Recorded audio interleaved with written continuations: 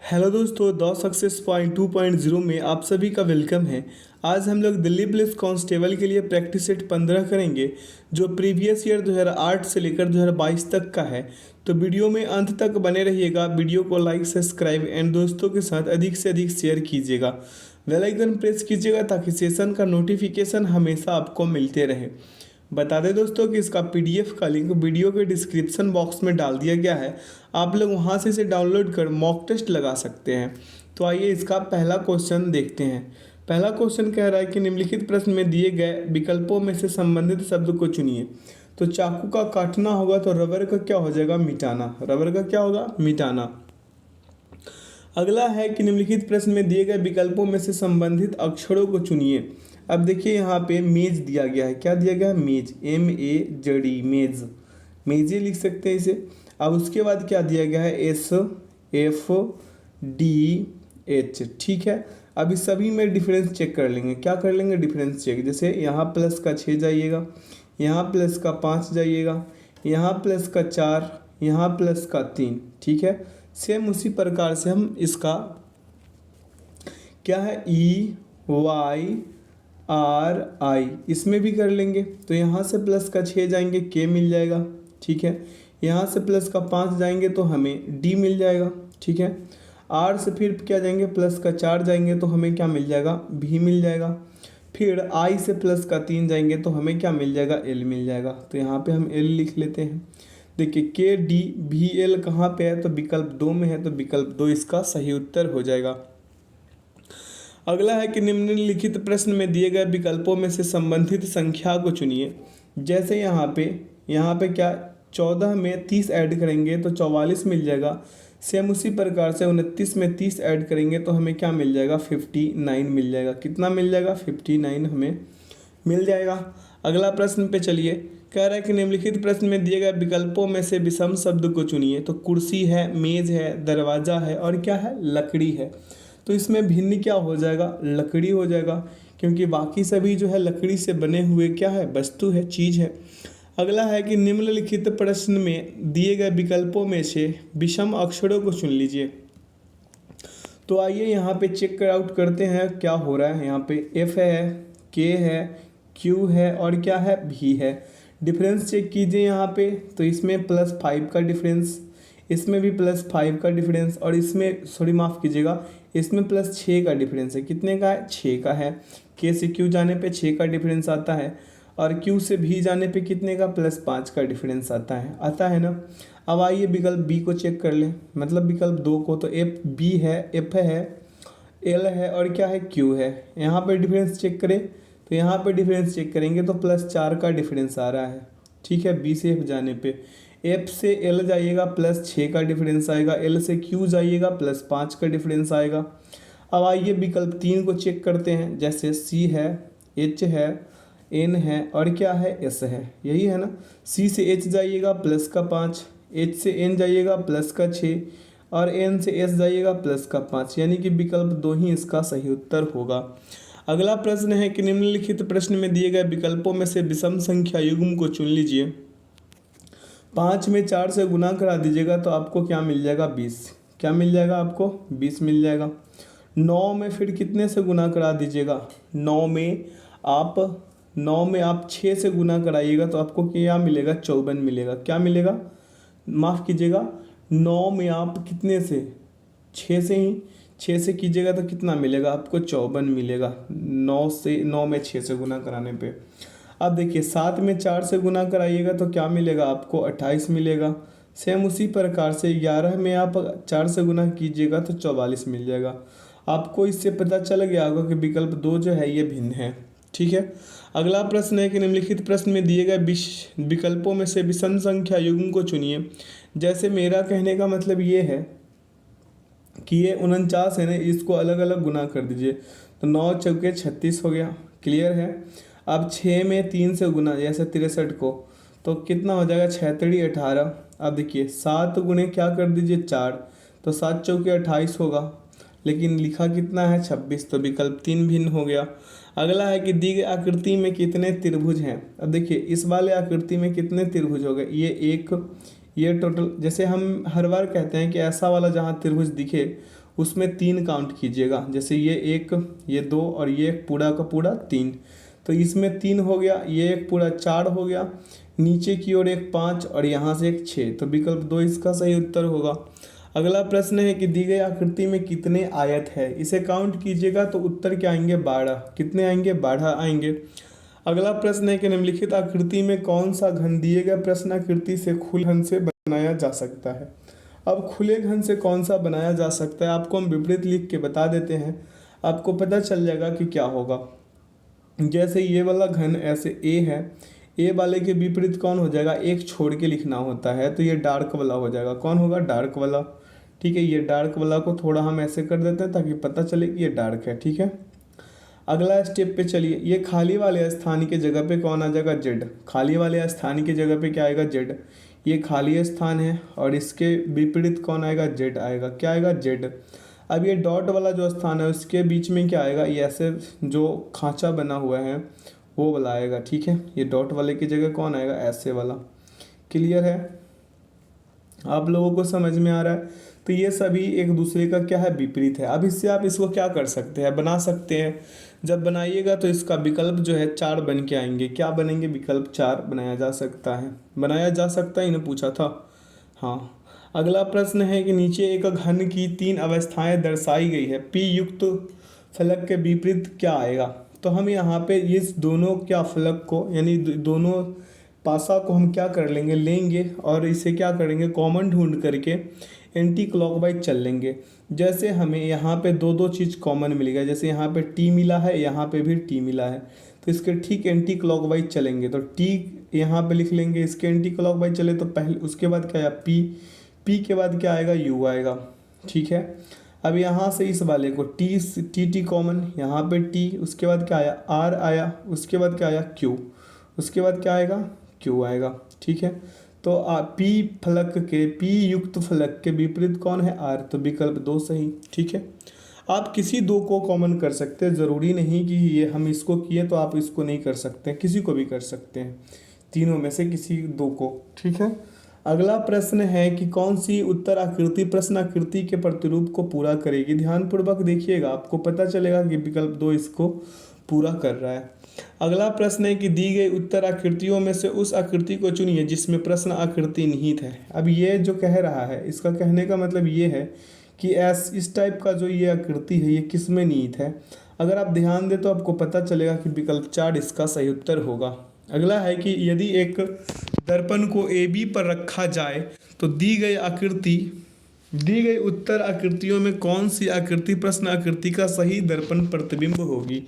आप यहाँ पे आइए इस प्रश्न पे, अब ध्यानपूर्वक देखिएगा तो यहाँ क्या हो रहा है, ऐसे जो एक दिया गया है ट्रायंगल, इसके दोनों भाग पे ऐसा चौखुट जैसा चौड़ा चौड़ा क्या है, वर्ग जैसा बना हुआ है। क्या, वर्ग जैसा बना हुआ है। तो ये क्या हो जाएगा, ये ठीक इसके विपरीत होगा। आई थिंक कि ऐसे होगा, यहाँ पे ऐसे वाला होगा, यानी कि विकल्प जो है, विकल्प ये 2 नंबर वाला तो वैसे ही ख़त्म हो गया। ठीक है, अब आगे चलिए अगले स्टेप पे। अगले स्टेप पे मेरा कहने का मतलब ये हुआ कि ये जो डार्क वाला साइड है ये कहाँ आ जाएगा, यहाँ पे। डार्क वाला साइड कहाँ पे आएगा, यहाँ पे, ये डार्क वाला साइड, और एक नीचे आएगा। ठीक है, तो इसका सही विकल्प होगा विकल्प 1। ठीक है, आगे की ओर चलिए। कह रहा है निम्नलिखित प्रश्न में दिए गए विकल्पों में से प्रश्न चिन्ह के स्थान पर आने वाली संख्या को चुनिए। पहले हम इस वाले पहले रो को करेंगे। जैसे 2 है, 2 में कितने से गुना, 5 से गुना, 9 है और 9 में कितने से गुना, 5 से गुना, और 2 को हम ऐड कर देंगे तो 9 पचे 45 और 2 47। क्लियर है। इसी प्रकार से हम इस वाले रो को कर लेंगे जो प्रश्नवाचक चिन्ह पे पूछ रहा था। तो 8 और 7 में गुना करा देंगे, 8 से 56 और फिर 2 ऐड कर देंगे तो 58 आ जाएंगे। कितने, 58, विकल्प 2 सही। आगे चलते हैं अगला प्रश्न पे। कह रहा है निम्नलिखित प्रश्न में वह शब्द चुनिए जो दिए गए शब्द के अक्षरों का प्रयोग करके नहीं बनाया जा सकता है। जैसे रजिस्ट्रेशन दिया गया है, इसमें से कौन सा ऐसा शब्द है विकल्प में जो नहीं बनाया जा सकता। तो देखिए इसमें बी कहीं पे आया नहीं है, रजिस्ट्रेशन में कहीं पे आया है क्या, रजिस्ट्रेशन में बी तो नहीं है, तो इसलिए इसका क्या होगा, 4 नंबर वाला भिन्न हो जाएगा, नहीं बनाया जा सकता। अगला हुआ आरेख चुनिए जो नीचे दिए गए वर्गों के बीच के संबंध का सही निरूपण करता है। जैसे मेरा कहने का मतलब ये तौलिया, ये गुलाबी, ये नीला, होगा ना ऐसे ही, तो विकल्प 2 सही होगा। अगला प्रश्न पे चले। कह रहा है कि दी गई आकृति में कितनी कलमें लोहे की है परंतु कठोर नहीं है। अब देखिए इस 19 को देखिएगा तो लोहे की तो है, कलम भी है, लेकिन क्या है, कठोर वाले भाग में नहीं आता, तो विकल्प 1 सही हो जाएगा। अगला है यहाँ पे कथन और निष्कर्ष का प्रश्न है, तो चलिए हम इस कथन को पढ़ते हैं। कह रहा कोई पेंसिल जो है मेज नहीं है और कुछ मेज क्या है, लाल है। ठीक है, ये मेज को हम एम से डिनोट कर देते हैं, लाल को एल से कर देते हैं समझने के लिए, और पेंसिल को पी से कर देते हैं, जो मेज नहीं था। निष्कर्ष पढ़िए। कह रहा है कि सभी लाल मेज है। देखिए तो लाल और मेज का कहानी है, सभी कह रहा है, कुछ कहता तो सही हो जाता, यानी विकल्प यानी निष्कर्ष 1 गलत। कुछ पेंसिल लाल है, लाल और पेंसिल में कोई संबंध है नहीं है, तो यानी निष्कर्ष दोनों का दोनों जो है गलत होगा, विकल्प 4 सही। अगला है यहाँ पे भी कथन और निष्कर्ष का प्रश्न है, चलिए इसको भी करते हैं। कह रहा है सभी घड़ियाँ क्या है, लाल है। ये घड़ी वॉच से डिनोट कर देते हैं घड़ी को, किसको, घड़ी को हम वॉच से डिनोट करेंगे W से। ठीक है, और क्या कह रहा था, लाल है तो R से डिनोट कर देते हैं रेड के लिए। अब आइए अगले कथन पे। कह रहा कुछ लाल नीले हैं, ये जो लाल है ये क्या है, नीले भी है, नीले को हम B से डिनोट कर देते हैं ब्लू। ठीक है, अब पढ़िए निष्कर्ष। कह रहा है कुछ नीली घड़ियाँ, देखिए तो घड़ियों में नीली का कोई संबंध है नहीं, तो पहला निष्कर्ष गलत। दूसरा, सभी लाल नीले हैं, अगर कुछ लाल कहता तो हो भी सकता था, इस वाले पॉइंट पे ध्यान दीजिए जिसको हम डार्क के किए जा रहे हैं, तो ये भी गलत हो गया। अब कह रहा है कुछ घड़ियाँ लाल नहीं है, कुछ घड़ियाँ लाल नहीं है। देखिए कुछ घड़ियाँ क्या, पूरे के पूरे घड़ी लाल है, यानी कि ये भी गलत हो गया। यहाँ पे भी क्या हो जाएगा, कोई निष्कर्ष सही नहीं होगा। अगला प्रश्न पे ध्यान देंगे। क्या कह रहा है प्रश्न की, एक पुरुष की ओर संकेत करते हुए, सपोज डेट ये एक पुरुष है और इसके ओर संकेत करते हुए ये एक लड़का है, ये पुरुष को हम पी से कर दे और लड़का को हम एल से कर दे या बी से ही कर देते हैं। कह रहा है कि वह मेरी बहन के, ये इसकी बहन होगी, इसकी बहन के क्या, दादा के क्या है, एकमात्र संतान है, यानी कि इसका सीधे क्या हो गया, पिता। ठीक है, समझने की बात है। अगला प्रश्न है कि अमन श्वेता का भाई है। अमन किसका भाई है, श्वेता का भाई है। अमन को प्लस कर दे, श्वेता का माइनस। श्वेता रोहित की माता है, श्वेता किसकी माता है, रोहित का, यहाँ पे R। ठीक है, देखिए ये बहन थी तो हम सिस्टर लिख देते हैं, क्या S से डिनोट कर देते हैं समझने के लिए, और ये ब्रदर है, क्या है, सॉरी माता है तो M से कर देते हैं। अब आइए, रोहित मयंक का पुत्र है। रोहित किसका पुत्र है, मयंक का पुत्र है, यानी मयंक का हस्बैंड कौन हो गया, सॉरी माफ कीजिएगा, श्वेता का हस्बैंड कौन, मयंक। ठीक है, जो कि पंकज का पुत्र है। ये मयंक किसका पुत्र है, पंकज का पुत्र है। ये पंकज का क्या है, मयंक पुत्र है, यानी सन है, और इसका ये इधर हस्बैंड हो गया, H से डिनोट कर देते हैं हस्बैंड, और ये इसका पिता था, फादर था, तो F से डिनोट कर देते हैं। अब कह रहा रोहित की माता पंकज से किस प्रकार संबंधित है, तो आपको स्पष्ट रूप से पता चल रहा होगा कि श्वेता का बेटा कौन, रोहित। रोहित का पिता कौन था, रोहित का पिता था मयंक। मयंक का पिता है P, यानी कि इसका ससुर हो जाएंगे, यानी पुत्र वधू वाला सिस्टम आ जाएगा। पंकज का संबंध रोहित की माता से क्या होगा, पुत्र वधू का। आगे चलें अगला प्रश्न पे। कह रहा है यदि 2 वर्ष के लिए एक निश्चित राशि पर 8 वर्ष प्रति वर्ष की दर से चक्रवृद्धि ब्याज 832 रुपये हो, तो 2 वर्ष के लिए समान ब्याज दर पर साधारण ब्याज रुपए में क्या होगा, आपसे पूछ लिया है। तो आप जानते हैं चक्रवृद्धि ब्याज बराबर फॉर्मूला P, उसके बाद क्या होगा, इंटू 1 प्लस क्या R बटा 100 बटा क्या 100, और यहाँ पावर क्या हो जाएगा T समय और -1। ठीक है, इस वाले फार्मूला पे इसे बैठाइए, तो चक्रवृद्धि ब्याज कितना दिया है, 832 दिया है, बराबर P। ठीक है, उसके बाद 1 प्लस यहाँ पे प्रतिशत कितने था, दर कितने था, R बराबर यानी 8 था, तो 8 बटा 100, और समय कितना था, 2 वर्ष का था ना, 2 वर्ष का, तो 2 लिख लेंगे पावर में, और -1। इसे करके आइएगा आप अगले स्टेप पे।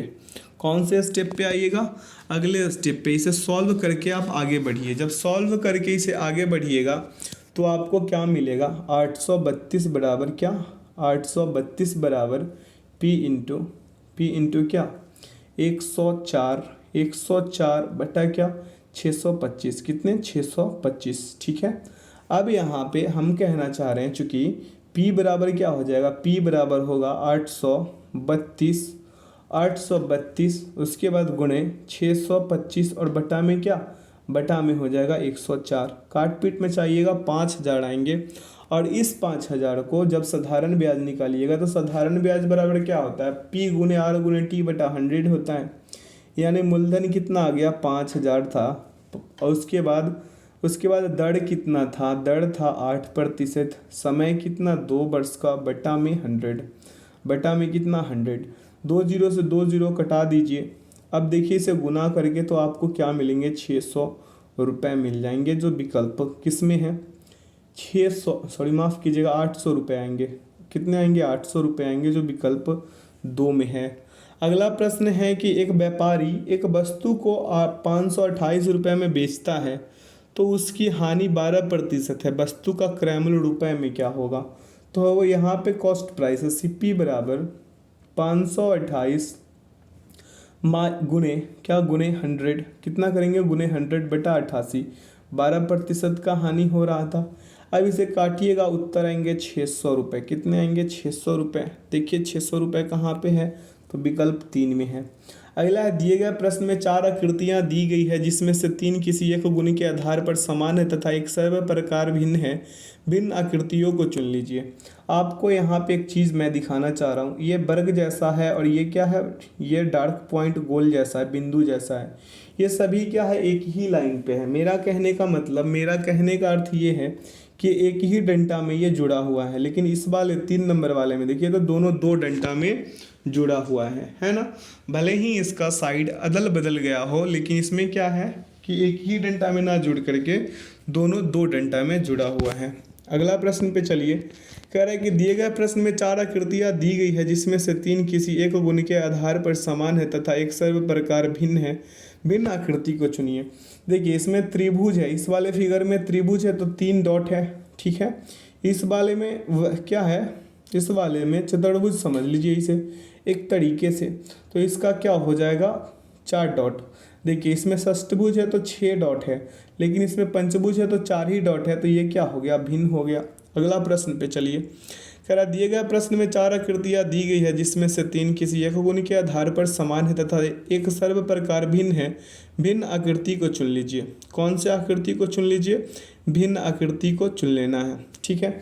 देखिए यहाँ पे जो मेरा कहने का मतलब है, इस पर मेरे बातों पे ध्यान दीजिएगा। ये जो एरो का साइन है, ये एरो का साइन है, ये क्या है, सभी के विपरीत है। सभी फिगर में देखिए इसमें भी विपरीत है, इसमें भी विपरीत है, इसमें भी विपरीत है, लेकिन इसमें विपरीत नहीं है।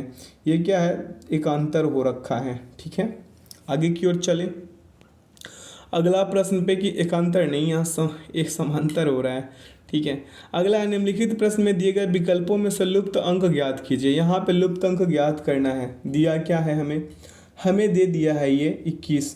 21 में कितना ऐड करें, तो 6 ऐड करेंगे तो 27, फिर 5 ऐड करेंगे तो 32, 4 ऐड करेंगे 36, 3 ऐड करेंगे 39, फिर 2 ऐड कर देंगे तो हमें क्या मिल जाएगा 41। यानी कि ऑप्शन नंबर 3 जो है इसका सही उत्तर होगा।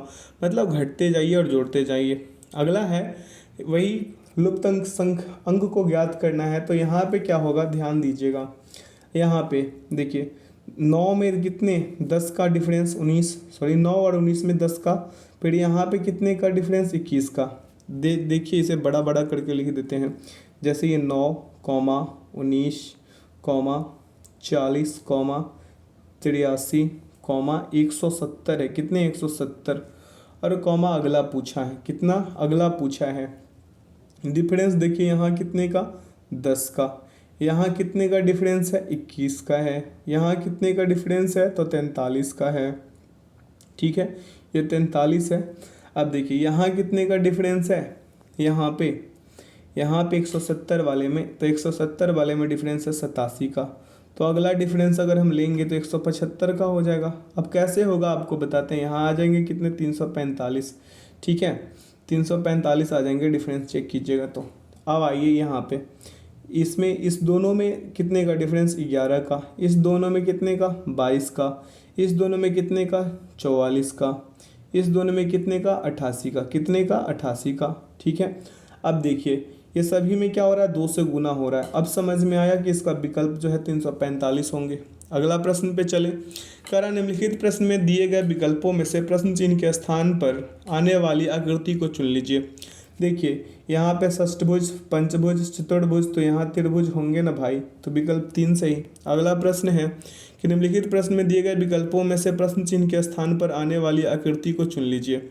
यहाँ पे क्या हो रहा है, देखिए विकल्प 3 को अगर आप छोड़ देते हैं तो सभी डिज़ाइन में 45 डिग्री ये फाई जैसा जो जा रहा है ये घूम रहा है, तो विकल्प 3 सही होगा। ठीक है, आगे चलें अगला प्रश्न पे। अगला प्रश्न पे चल लेते हैं। प्रश्न कह रहा है निम्नलिखित प्रश्न में दिए गए विकल्पों में से प्रश्न चिन्ह के स्थान पर आने वाली आकृति को चुनिए। अब प्रश्न चिन्ह के स्थान पर आने वाली आकृतियों को अगर आप चुनते हैं तो ध्यानपूर्वक देखिएगा, विकल्प इसका 2 ही सही होगा। क्या होगा, विकल्प 2 सही हो जाएगा। अब कैसे होगा, आप विकल्प में इसे मुड़ा कर देख लीजिए। ठीक है, अगला प्रश्न पे चलते हैं। कह रहा है प्रश्न कि फ़ोन को SKRHQH लिखा जाता है, इस कोड भाषा में कॉल्स को किस प्रकार लिखा जाएगा। P से S जाइएगा +3, H से K +3, O से R +3, N से Q +3, E से H +3 का, इन सभी में +3 का डिफरेंस है। तो कॉल में क्या है, कॉल CA क्या है, CALLS, यही है ना। C से अगर 3 का डिफरेंस लेते हैं तो S मिलेगा, सॉरी माफ़ कीजिएगा F मिलेगा। ठीक है, A से अगर 3 का डिफरेंस लीजिएगा D मिलेगा, L से 3 का डिफरेंस O, L से 3 का डिफरेंस O, S से 3 का डिफरेंस लीजिएगा आपको V मिलेगा। तो FDOO भी कहाँ पे है, विकल्प 2 में है, तो विकल्प 2 हो जाएगा। अगला है कि एक विशिष्ट कोड भाषा में टैप को 39 तथा लैप को 31 लिखा जाता है, इस कोड भाषा में मैट को किस प्रकार लिखा जाएगा। देखिए T है, A है और क्या है, P है। T का स्थानीय मान 20, A का स्थानीय मान 1 और P का स्थानीय मान 16 है। सभी को आपस में ऐड कीजिएगा, आपको मिलेंगे कितना, आपको मिल जाएंगे 37 और अंत में 2 ऐड कर दीजिएगा 39 मिल जाएंगे। ठीक है, सेम उसी प्रकार से हम मैट का कर लेंगे। M A और T है, M का स्थानीय मान 13 प्लस A का स्थानीय मान 1 और प्लस T का स्थानीय मान 20, ऐड कीजिए सभी को तो आपको 34 मिलेगा और 34 में क्या कर लीजिए, 2 ऐड कर दीजिए, आपको क्या मिल जाएगा, 36, जो विकल्प 1 में है। अगला प्रश्न पे चलिए। कह रहा है एक विशिष्ट कोड भाषा में फ्लॉकिंग को BPKGGMJK लिखा जाता है, इस कोड भाषा में फ्लैटमेट को क्या लिखा जाएगा। आइए इसे करते हैं, कैसे करेंगे ध्यानपूर्वक देखिएगा। यहाँ पे F है, L है, O C K I N और क्या है, G है। ठीक है, क्लियर है। अब देखिए इसके सामने सामने B P K G और क्या है, G। ठीक है, G G G, उसके बाद क्या है, M J और K है। देखिए यहाँ से प्लस कितने का डिफरेंस, सॉरी -4 का डिफरेंस, फिर यहाँ से चलिएगा तो +4 का डिफरेंस, फिर O से K जाइएगा -4, फिर C से G जाइएगा +4। ठीक है, -4 +4 -4 +4 होते रहा है, इसे कीजिएगा, उत्तर आपको 1 निकल के आएंगे। कौन सा, विकल्प 1 सही होंगे। ठीक है, आगे चलते हैं। कह रहा है कि प्रत्येक उत्पादन भूमि, श्रम, भौतिक पूंजी तथा मानव पूंजी को मिलाकर आयोजित किया जाता है, जो कि डैश के रूप में जाना जाता है। तो ये जाना जाता है उत्पादन के कारक। उत्तर क्या होगा, उत्पादन के कारक। अगला है कि एक वर्ष के दौरान भूमि के एक टुकड़े पर एक से अधिक फसल उगाने की क्रिया को बहुखंडीय फसल के रूप में जाना जाता है। क्या, बहुखंडीय। अगला है कि किस वर्ष में भारतीय लघु उद्योग विकास बैंक स्थापित किया गया था, तो इसका सही उत्तर होगा 1990। बता दें कि सिडबी IDBI यानी कि भारतीय औद्योगिक विकास बैंक के पूर्ण स्वामित्व वाली सहायक कंपनी है, जो संसद के 1988 के विशेष अधिनियम के अंतर्गत स्थापित हुई थी और 2 अप्रैल 1990 से संचालित हुई थी। इसका मुख्यालय लखनऊ में स्थित है। अगला प्रश्न है कि समाज के सभी वर्गों को भोजन की उपलब्धता सुनिश्चित कराने के लिए भारत सरकार ने सावधानीपूर्वक खाद्य सुरक्षा व्यवस्था तैयार की है, जो अर्थात बफर स्टॉक तथा डैश निर्मित है। तो इसका सही उत्तर होगा सार्वजनिक वितरण प्रणाली। अगला प्रश्न पे चलिए। कह रहा निम्नलिखित में से कौन भारत में अस्थायी कार्यपालिका का एक हिस्सा है, तो इसका सही उत्तर क्या होगा? इसका सही उत्तर हो जाएगा प्रशासनिक सेवक। अगला प्रश्न पे चलिए, कह रहा है किसी देश में सर्वोच्च विधायी निकाय द्वारा किए गए संविधान में परिवर्तन को डैश के रूप में जाना जाता है। तो इसका सही विकल्प हो जाएगा संवैधानिक संशोधन, क्या? Constitutional amendment. अगला प्रश्न पे चलिए, कह रहा भारत के संविधान में संघ सूची या सूची 1 किस अनुसूची में दी गई है? तो इसका सही उत्तर होगा 7वीं अनुसूची, क्या? 7वीं अनुसूची। अगला, निम्नलिखित में से कौन सा एक युग्म संविधान के अनुसार गलत है? तो इसका सही विकल्प क्या हो जाएगा यहाँ पे? इसका सही विकल्प क्या होगा? इसका सही विकल्प होगा भाग 9 केंद्र शासित प्रदेश। अब भाग 9 में क्या है? भारतीय संविधान में भाग 9 पंचायतों को स्वायत्त प्रदान करता है। भाग 9 के अंतर्गत अनुच्छेद 243 ग्राम सभा, संविधान और पंचायतों की संरचना, पंचायत के कार्यकाल की अवधि, पंचायतों के चुनाव इत्यादि से संबंधित है। भाग 9 को 73वें संवैधानिक संशोधन अधिनियम 1992 के माध्यम से संविधान में पेश किया गया था। अगला, निम्नलिखित में से कौन प्राचीन भारत में कुषाणों की दूसरी राजधानी थी? तो इसका सही उत्तर होगा मथुरा, क्या? मथुरा। अगला प्रश्न पे चलिए, कह रहा है किसका मकबरा भारत का पहला बाघ मकबरा था? तो इसका करेक्ट आंसर होगा हुमायूं।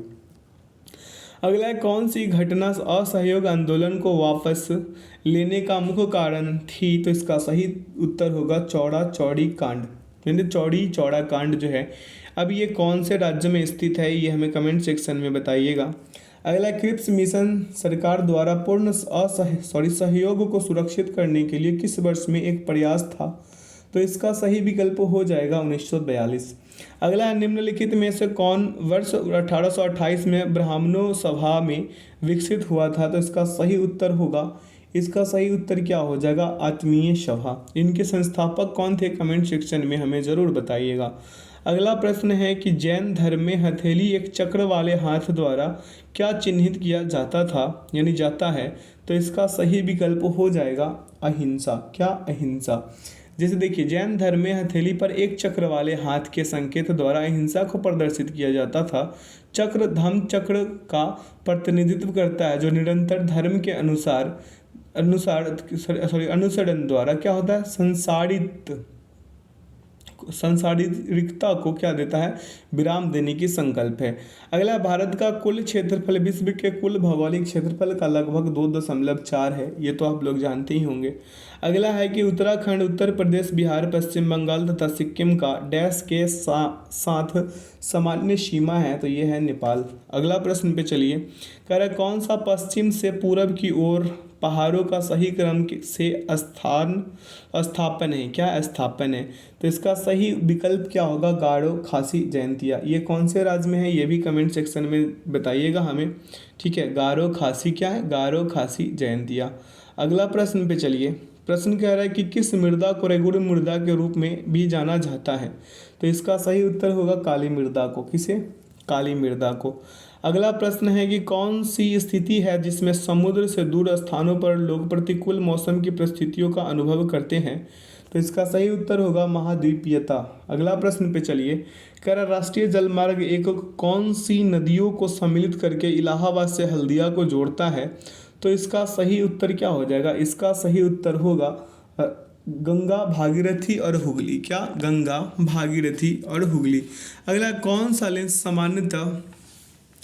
लेंस सामान्यतः उस पर गिरने वाले प्रकाश को अंदर की ओर मोड़ता है? तो इसका सही उत्तर होगा उत्तल। जैसे ये देखिए, उत्तल का हम क्या बोल रहे हैं, फिगर बनाने का कोशिश कर रहे हैं। जैसे ऐसे रहता है ना, अब देखिए इधर से प्रकाश आया, इधर से हर जगह से प्रकाश क्या हो रहा है? आ रहा है।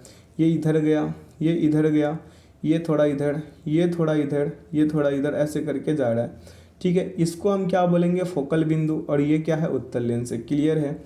समझने का कोशिश कीजिएगा। अगला प्रश्न है कि निम्नलिखित में से किसकी ऊर्जा सबसे अधिक है? तो इसका सही उत्तर हो जाएगा नीला इंडिगो प्रकाश का, ठीक है? अगला है कि स्नेहक वे पदार्थ है जो कि क्या करते हैं? घर्षण को कम करते हैं, बढ़ाते हैं? क्या करते हैं? घर्षण कम करते हैं। अगला प्रश्न है कि निम्नलिखित में से कौन एक एकल कोशिका का उदाहरण है जो अपना आकार बदल सकता है? इसका सही विकल्प क्या होगा? अमीबा। अगला है कि डैश पौधे पौधों में मिट्टी से जल तथा पोषक तत्वों के परिवहन के लिए पाइप की तरह नलिकाएं हैं। तो इसका सही विकल्प हो जाएगा संवहनी उत्तक। क्या? संवहनी उत्तक। अगला प्रश्न है कि हरा थोथा विट्रियोल का रासायनिक नाम क्या है? तो इसका सही विकल्प क्या हो जाएगा? Ferrous sulphate. अगला है कार्बन डाइऑक्साइड को चूने के पानी के माध्यम से प्रवाहित किए जाने पर किस संयोजन के निर्माण से वह दुधिया हो जाता है? तो इसका सही उत्तर होगा कैल्शियम कार्बोनेट। अगला प्रश्न पे चलिए, कह रहा है कौन सा एक जैविक अम्ल नहीं है? तो जैविक अम्ल कौन सा नहीं है? नाइट्रिक अम्ल जो है जैविक अम्ल नहीं है। अगला, निम्नलिखित में से कौन जीवन तथा जीवन शक्ति से परिपूर्ण एक गतिशील जीवित इकाई है? तो इसका सही उत्तर होगा वन। अगला प्रश्न पे चलिए, कह रहा है कि अम्लीय वर्षा डैश यानी कि पीएच मान वाले अवक्षेपण को संदर्भित करता है। तो इसका सही उत्तर क्या हो जाएगा? इसका सही उत्तर होगा विकल्प नंबर एक। क्या होगा? विकल्प नंबर एक, 5 से कम। अगला है कि प्रधानमंत्री के लद्दाख के नवीकरणीय ऊर्जा पहल के अंतर्गत विनियुक्त होने वाली प्रथम परियोजना कौन सी है? तो इसका सही उत्तर होगा वायरस द्रास में हाइड्रो पावर। वायारस में क्या है? वायारस में दरास में हाइड्रो पावर प्लांट। ठीक है। अगला है कि डाक टिकट संग्रह को बढ़ावा देने के लिए 3 नवंबर 2017 को लोकार्पित योजना कौन सी है? तो इसका सही विकल्प होगा दीनदयाल स्पर्श योजना। क्या है? दीनदयाल स्पर्श योजना। अगला प्रश्न पे ध्यान केंद्रित कीजिए। कह रहा है कि किस परियोजना के अंतर्गत विश्व के प्रथम नकारात्मक उत्सर्जन कार्बन कैप्चर संयंत्र का संचालन आइसलैंड में शुरू हुआ है? तो इसका सही उत्तर होगा कार्बफिक्स। क्या है? कार्बफिक्स। अगला है कि नवंबर 2017 में नासा द्वारा मंगल 2020 मिशन के लिए कौन सा परीक्षण किया गया है? तो इसका करेक्ट आंसर होगा सुपरसोनिक पैराशूट परीक्षण। अगला प्रश्न पे चलिए, अगर किस क्रिकेट टीम ने 2017 आईसीसी महिला विश्व कप जीता? तो इसका सही विकल्प क्या होगा? इसका सही विकल्प हो जाएगा इंग्लैंड। अगला, 2017 में रोजर फेडरर ने अपने कैरियर में रिकॉर्ड 8वीं बार किस खिताब को जीता था? तो इसका सही विकल्प क्या होगा? इसका सही विकल्प होगा विंबलडन। क्या? विंबलडन। अगला प्रश्न पे ध्यान केंद्रित कीजिए। क्या? अगला प्रश्न पे कह रहा भारत ने अपने पड़ोसी देशों बांग्लादेश तथा डैश के साथ अक्टूबर 2017 में मोटर संधि का कार्यान्वयन शुरू कर दिया है। तो इसका सही विकल्प हो जाएगा नेपाल। अगला प्रश्न पे चलिए, कह रहा है कि भारत ने अपने किस पड़ोसी देश के बंदरगाह शहर में 1200 घर बनाने के लिए अक्टूबर 2017 में एक समझौते पर हस्ताक्षर किया है? तो इसका सही उत्तर होगा श्रीलंका। अगला है, 14 अक्टूबर 2017 को राष्ट्रीय एकता के लिए 2015-16 इंदिरा गांधी पुरस्कार से किसे सम्मानित किया गया है? तो इसका सही विकल्प क्या हो जाएगा? टी.एम. कृष्णा। क्या? टी.एम. कृष्णा। यहाँ पे प्रश्न क्या कह रहा है कि 2017 ब्लू प्लैनेट पुरस्कार के विजेता कौन है? ब्लू प्लैनेट के पुरस्कार के विजेता कौन है? हंस जोआचिम सेल्नहुबर। ठीक है। अगला है, पीएसयू बैंक विलय की निगरानी के लिए 30 अक्टूबर 2017 को गठित समिति का अध्यक्ष कौन है? तो इसका सही उत्तर होगा अरुण जेटली। ये 2017 की कहानी है, इस पे ध्यान दीजिएगा। अगला, अक्टूबर 2017 में किस संगठन ने भारत में संरचनात्मक सुधार के लिए एक 3 आयामी दृष्टिकोण सुझाया है? तो इसका सही उत्तर होगा अंतर्राष्ट्रीय मुद्रा कोष। अगला प्रश्न पे चलिए, कह रहा है भारत ट्यूनीशिया संयुक्त आयोग का 12वां सत्र 30 अक्टूबर 2017 को कहाँ आयोजित हुआ था? तो इस प्रश्न का उत्तर होगा नई दिल्ली। अगला है कि 22 नवंबर 2017 को भारत के केंद्रीय मंत्रिमंडल ने देश के साथ आतंकवाद तथा संगठित अपराध के खिलाफ लड़ाई में सहयोग के लिए मंजूरी दी। तो इसका सही उत्तर क्या होगा? इसका सही उत्तर होगा रशिया यानी रूस। अगला प्रश्न है कि 26 अक्टूबर 2017 को डैश में आपदा अनुसंधान के लिए विशेष केंद्र SCDR का उद्घाटन हुआ था। तो इसका सही उत्तर क्या होगा? जवाहरलाल नेहरू विश्वविद्यालय नई दिल्ली।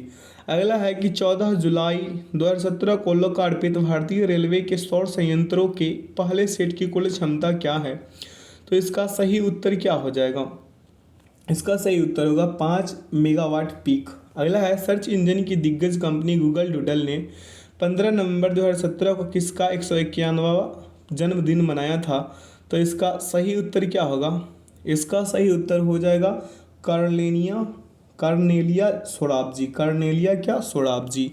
अगला प्रश्न है कि 2018 में नैस्कॉम की पहली महिला अध्यक्ष कौन होंगी? 2018 में नैस्कॉम की पहली महिला अध्यक्ष कौन होंगी? तो ये होंगी देवजानी घोष। क्या? देवजानी घोष।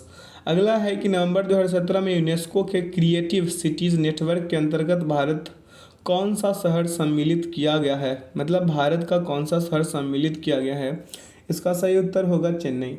अगला, अगस्त 2017 में किस देश ने पहली बार भारतीय केले, अनार तथा कस्टर्ड सेब के आयात की अनुमति दी है? तो इसका सही उत्तर होगा कनाडा।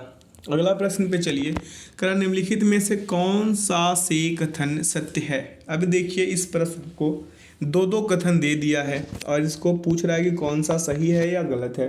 पहले वाले कथन पे चलेंगे, जैसे 2 का पावर 400 है। क्या है? 400 है। अब देखिए, इसे हम क्या लिख सकते हैं? 2 का पावर क्या? 2 का पावर 4 और इसका पूरे का पावर 100 हम लिख सकते हैं। अब इसे कीजिएगा तो 2 का पावर 4 कितना होता है? 16 और 16 का पावर कितना हो जाएगा? 100। ठीक है।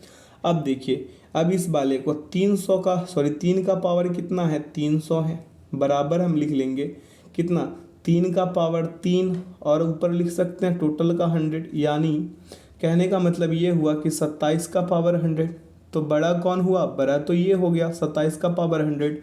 यानी कि पहला कथन तो गलत हो गया। आप दूसरे कथन को चेकआउट कर ले। देखिए, जैसे देखिए 300 का पावर, तो 300 का पावर 400 है। सॉरी, 300 का नहीं, 3 का पावर 400 है। क्या है? 3 का पावर 400 है ना? तो इसे हम कैसे लिखेंगे? 3 का पावर 4 और इसका पावर कितना? 100। तो इसका कितना हो जाएगा? 81। 3 का पावर 4 81, 81 का पावर कितना हो गया? 100। क्लियर है? अब देखिए, 4 का पावर कितना है? 300। तो हम इसको कैसे लिख सकते हैं? 4 का क्या लिख सकते हैं? पावर 3 और इसका पावर कितना? 100। अब इसे देखिए, 4 का पावर 3 यानी कि 64 और इसका पावर कितना? इसका पावर हो जाएगा 100। यानी विकल्प 2 ही सही होगा, विकल्प 1 गलत हो जाएगा। अगला प्रश्न है कि प्रथम 30 सम संख्याओं का योग पूछ लिया है आपसे। बहुत ही अच्छा क्वेश्चन है। जब प्रथम n संख्याओं का योगफल पूछे तो n इंटू एन प्लस 1 होता है। n इंटू एन प्लस 1 होता है ना। तो यहाँ पे क्या कीजिएगा?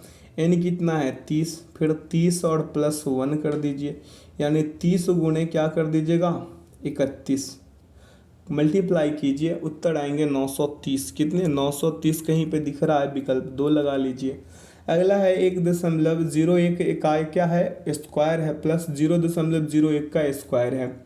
अब देखिए, 1.01 का स्क्वायर कितना होता है? 1.0 कितना? 201 होता है ना। और प्लस कर दीजिए, फिर 0.01 का स्क्वायर कीजिएगा तो 0.0001। ठीक है। अब इसे ऐड कर दीजिए तो 1.0202। ठीक है। अब यह कहाँ पे है? कौन से विकल्प में है? तो विकल्प 1 में ही हमें दिख रहा है। आप लोगों को जहाँ दिख रहा लगा दीजिए। ठीक है। अगला है कि 80 से 120 तक ऐसी कितनी संख्याएं हैं जो 7 तथा 5 दोनों से विभाज्य हैं? ठीक है।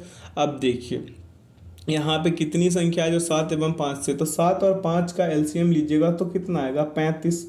और 35 कीजिएगा तो कितना आ जाएगा? 105। यानी कि एक ही है। 35 से कौन है? एक ही है जो 105 जो विभाजित होगा, यानी एक ही होगा। अगला प्रश्न पे चले। कह रहा है कि यदि a प्लस बी बराबर 10 है तथा ए बी बराबर 5 हो तो क्या ए स्क्वायर प्लस बी स्क्वायर बराबर क्या होगा? इसका मान आपसे पूछ लिया है।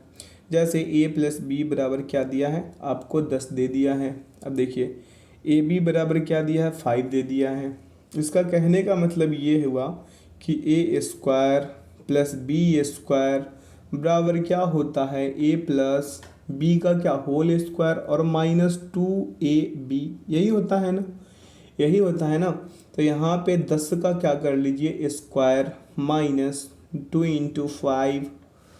अब कीजिएगा तो क्या आ जाएंगे? 100। 10 का स्क्वायर और माइनस कितना? 10 आएंगे। कितना घटाइएगा? तो 100 में से 10 घटाइएगा 90, यानी विकल्प 2 सही। अगला प्रश्न पे चलिए। प्रश्न क्या कह रहा है आपको कि सी की आय बी की आय से 30% अधिक है तथा बी की आय ए की आय से 30% क्या है, अधिक है। सी की आय ए की आय से कितने प्रतिशत अधिक है। बहुत ही अच्छा और शानदार क्वेश्चन। मान लीजिए कि ए की आय 100, ए की आय कितना है, 100 रुपये है। क्लियर है। अब देखिए, अब यहाँ पे क्या कर लीजिए, बी की आय कितना हो गया, बी की आय 130। अब सी की आय निकालिएगा तो क्या कीजिएगा, सी की आय निकालने के लिए 130 गुणे 130, ठीक है, बटा में 100, ठीक है। एक जीरो से एक जीरो, एक जीरो से एक जीरो कीजिएगा तो 169 आ जाएंगे। कितने, 169। अब प्रतिशत निकाल दीजिए। प्रतिशत निकालिएगा तो 169 माइनस कितने कीजिएगा, 100 कीजिएगा, ठीक है। और बटा में कितना, 100, और गुना में भी कितना, 69 कर दीजिएगा। काट पीट मचा दीजिए, 69% आएंगे जो विकल्प 4 में है। आगे की ओर चलते हैं। यहाँ पे प्रश्न कह रहा है कि x रेशियो x अनुपात y बराबर 4:3 तथा y अनुपात z बराबर 7:9 है तो x अनुपात z बराबर क्या होगा। अब प्रश्न का अगर प्रश्न के हिसाब से चलिएगा तो x बटा y कर दीजिए बराबर 4/3, ठीक है। अब यहाँ पे देखिए y बटा z बराबर क्या, 7/9, ठीक है, समझ में आ रहा है।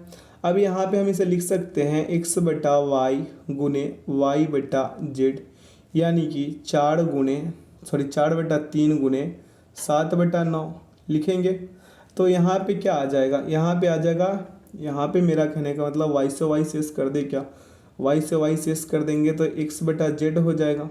अब देखिए 7 चौके 28 और 9 तिया 27, 28/27 कहीं पे दिख रहा है विकल्प 2 में।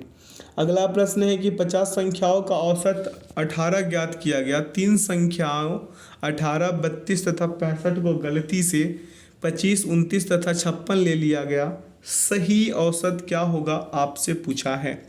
अब देखिए इसे लिखने का तरीका, इसे बनाने का बहुत ही सिंपल है। 18 टाइम लेता है लेकिन 18 + 32 और + 65, ठीक है, माइनस करा दीजिए 25 + 29 और प्लस क्या 56, सभी को ऐड कीजिएगा तो इसको ऐड कीजिएगा 115, इसको ऐड कीजिएगा तो 110, माइनस का 110 यानी 5 आया। औसत बराबर निकालिएगा तो 18 + 5/50, कितने, 5/50 कीजिएगा, इसे 18.1 आएंगे, ठीक है, विकल्प 3। आगे की ओर चलते हैं। अगला प्रश्न पे ध्यान दीजिए। कह रहा है कि एक व्यक्ति ने चक्रवृद्धि ब्याज पर 10% प्रति वर्ष की वार्षिक दर से 8,000 रुपये उधार लिए। यदि ब्याज अर्धवार्षिक संयोजित किया जाता है तो 1.5 वर्ष के पश्चात चुकाई जाने वाली राशि रुपये में क्या होगी। बहुत ही अच्छा क्वेश्चन है। वार्षिक अगर अर्धवार्षिक संयोजित किया जाता है तो आर बराबर क्या हो जाएगा, 10/2 यानी 5%, समझ में आ रहा है। समय बराबर क्या हो जाएगा, टी बराबर 1.5 गुणे 2 यानी कि 3 अर्धवार्ष, 3 क्या हो गया, 3 अर्धवर्ष होगा, ठीक है। अब देखिए मिश्रधन बराबर क्या होता है, मूलधन। मिश्रधन बराबर मूलधन इंटू +1 प्लस दर बटा क्या होता है 100 और ऊपर समय, ठीक है। अब इस फॉर्मूले पे इसको पुट कीजिए तो क्या हो जाएंगे 8,000, क्या होगा 8,000 इंटू 1 + 5 बटा कितना 100, ठीक है। इसका क्या समय कितना था, 3 अर्धवर्ष था ना, ठीक है। तो आप देखिए आगे चलिएगा तो कितना हो जाएगा 8,000 इंटू 1 + 1/20 और इसका क्या समय था 3, तो 3 पावर। अब अगले स्टेप पे इसको हम ख़त्म कर देंगे। जैसे मेरा कहने का मतलब ये है कि 8,000 गुणे 21/20 गुणे 21/20 गुणे 21/20, 21/20। अब कहिएगा कि 3 बार लिखे तो इसका 3 जो था ना अर्धवर्ष, उसी को हम 3 बार रिपीट कर दिए हैं, ठीक है। इससे अब क्या कर दीजिए 1 0 से 1 0, 1 0 से 1 0, 1 0 से 1 0, 2 चौके 8, 4 दूना 8, 2 से 2 खत्म। अब 3 और 21 को एक साथ गुना करा दीजिए तो 9261 आएंगे, ठीक है, यानी विकल्प 2 सही।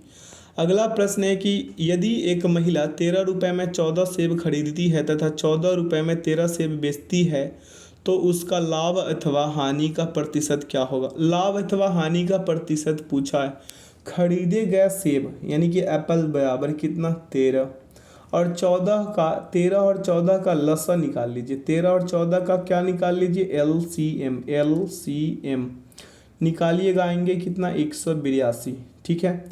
अब 182 सेबों का अगर सीपी करेंगे, क्या 182 सेबों का सीपी करेंगे तो 13/14 गुने 182, काटिएगा 196 आएंगे, कितने 196। ठीक है। अब देखिए 196 माइनस 182, ठीक है 182 नहीं 169। यहाँ पे 13/14 कीजिएगा ना, 13/14 गुने कितना कर रहे थे 182, तो यहाँ आया था 169, माफ़ कीजिएगा आया था 169। अब अगले स्टेप पे चल लीजिए। ठीक है, अगले स्टेप पे फिर से समझा दे क्या, आशा करते समझ गए होंगे। जैसे देखिए यहाँ पे 82 सेबों का क्रैमुल निकाल रहे थे तो कितना आया था 13/14 गुने 182 कर रहे थे, तो आया कितना था काट पीट के 169। अब इनका विक्रैमुल कितना था 14/13 कर देंगे, कितना कर देंगे 14/13 और 182 से लगा देंगे, यानी कि यहाँ पे आएंगे 196। ठीक है। अब देखिए 196 माइनस कितना हो जाएगा 169, कितना 169, यानी आएंगे कितना 27। अब एक के स्टेप पे हम इसको ख़त्म करेंगे, जैसे लाभ प्रतिशत निकालेंगे तो 27/169 गुने 100। ठीक है 100 ऐसे काटिएगा तो 15 दशमलव कितना आएगा 97%, कितना 97%। कहाँ पे है लाभ, दो में है, विकल्प 2 सही। अगला है कि पंकज एक गाड़ी को 900 रुपये में खरीदता है तथा उसके अंकित मूल्य को इस प्रकार अंकित करता है कि 30% की छूट देने के पश्चात भी उसे 40% का लाभ होता है। घड़ी का अंकित मूल्य रुपए में क्या होगा। जैसे माना कि घड़ी का अंकित मूल्य कितना है x है। ठीक है। अब चलिए प्रश्न से, तो हम इसको लिख सकते हैं x गुने 70 बटा क्या 100, 30% का छूट था ना। अब बराबर 900 रुपये और उसके बाद कितना 140, कितना 140। ठीक है 140, 40% का लाभ होता है तो हम 140 लिख लेंगे और बटा में 100। ठीक है। अब इसे कीजिएगा तो x गुने क्या आएंगे 70 और यहाँ पे 900 और गुने 140, ये 100 से 100 ख़त्म हो गया था। अब अगला स्टेप पे चलिए x बराबर निकालने के लिए, तो क्या हो जाएगा x बराबर 900 गुणे 140, क्या है 140। ठीक है। और बटा में क्या हो जाएगा 70, 70 दूना 140, 9 दूना 1800, विकल्प 2 सही। आगे चलते हैं, कह रहा है कि एक वर्ग के विकर्ण की लंबाई 7 सेंटीमीटर है, वर्ग का क्षेत्रफल सेंटीमीटर स्क्वायर में क्या है। देखिए इस प्रश्न को, वर्ग का क्षेत्रफल बराबर क्या होता है, वर्ग का क्षेत्रफल बराबर होता है हाफ विकर्ण स्क्वायर। क्या होता है विकर्ण स्क्वायर, विकर्ण स्क्वायर था तो यहाँ पे क्या कर लेंगे 1 यानी हाफ 7 गुणे 7 लिख लेंगे। ठीक है। ये कितने जाएंगे 24.5। ठीक है कीजिएगा 24.5 ही आएंगे, विकल्प 3।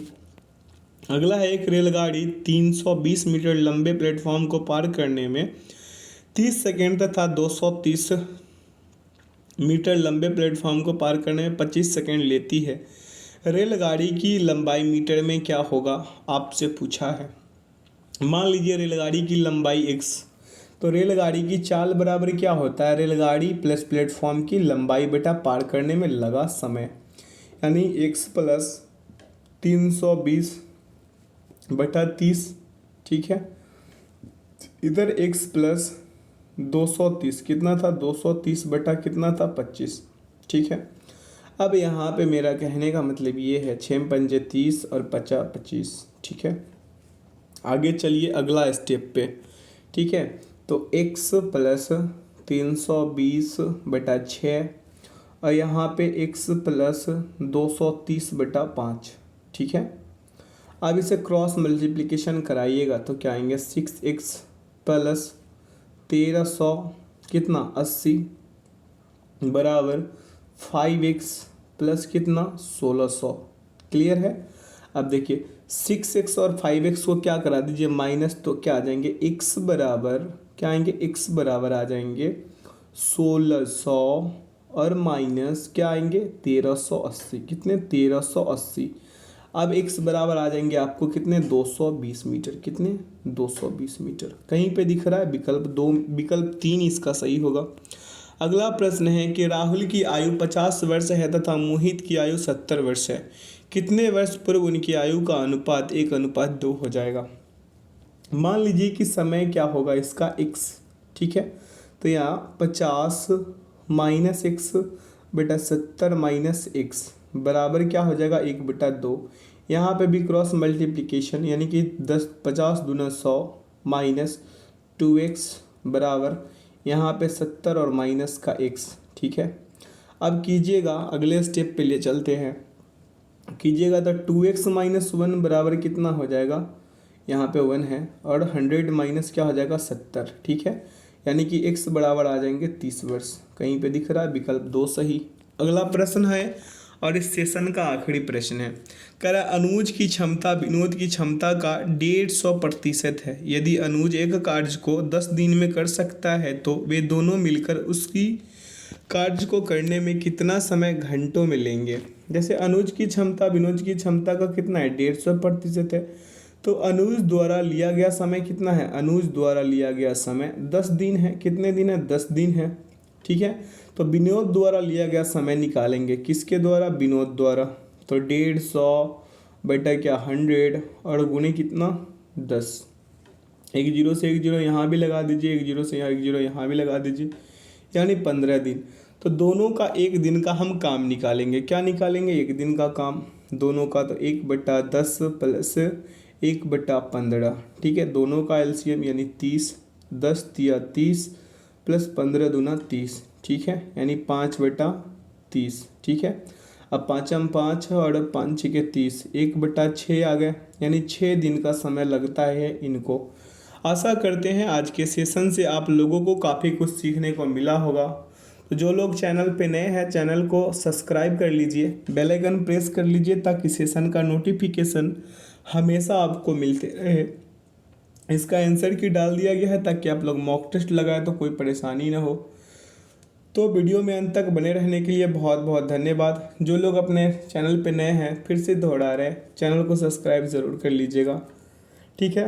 बेल आइकन को प्रेस कर लीजिएगा ताकि सेशन का नोटिफिकेशन हमेशा आपको मिलते रहे। इसका PDF का लिंक वीडियो के डिस्क्रिप्शन बॉक्स में डाल दिया गया है ताकि आप लोग मॉक टेस्ट लगाए तो कोई परेशानी ना हो। यहाँ आंसर की भी है ताकि आप लोग मॉक टेस्ट लगाए तो आपको मिलाने में आंसर वगैरह कोई परेशानी ना हो। तो चलिए अपना ख्याल रखिएगा, अगला सेट अगले दिन। Thanks for watching the video. जय हिंद जय भारत।